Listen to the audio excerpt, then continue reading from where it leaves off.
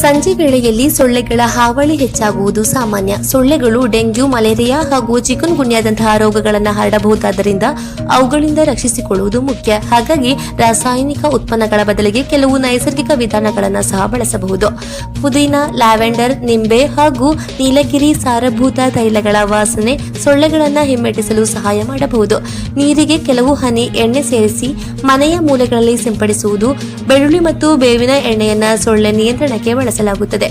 ಅಲ್ಲದೆ ಕರ್ಪೂರ ಅಥವಾ ಸಾಂಬ್ರಾಣಿ ಹೊಗೆ ಸೊಳ್ಳೆಗಳನ್ನು ದೂರವಿಡಲು ಸಹಾಯ ಮಾಡಬಹುದು. ಆದರೆ ಹೊಗೆ ಉಸಿರಾಟದ ಸಮಸ್ಯೆ ಇರುವವರಿಗೆ ತೊಂದರೆ ಉಂಟು ಮಾಡಬಹುದು. ಆದ್ದರಿಂದ ಗಾಳಿ ಸರಿಯಾಗಿ ಹರಿಯುವಂತೆ ನೋಡಿಕೊಳ್ಳಬೇಕು. ಸೊಳ್ಳೆ ಕಡಿತವಾದ ಬಳಿಕ ಉಂಟಾಗುವ ತುರಿಕೆ, ಕೆಂಪು ಅಥವಾ ಸಣ್ಣ ಊತಕ್ಕೆ ಅಲೋವೆರಾ ಜೆಲ್ ತಾತ್ಕಾಲಿಕ ಆರಾಮ ನೀಡಬಹುದು. ಇದರ ಜೊತೆಗೆ ಮನೆಯ ಸುತ್ತ ನೀರು ನಿಲ್ಲದಂತೆ ನೋಡಿಕೊಳ್ಳಬಹುದು. ಕಿಟಕಿಗಳಿಗೆ ಜಾಲರಿ ಅಳವಡಿಸುವುದು ಹಾಗೂ ಅಗತ್ಯವಿದ್ದಾಗ ಸೊಳ್ಳೆ ನಿವಾರಕಗಳನ್ನು ಬಳಸುವುದು ಹೆಚ್ಚು ಪರಿಣಾಮಕಾರಿ ರಕ್ಷಣಾ ಕ್ರಮಗಳಾಗಿವೆ.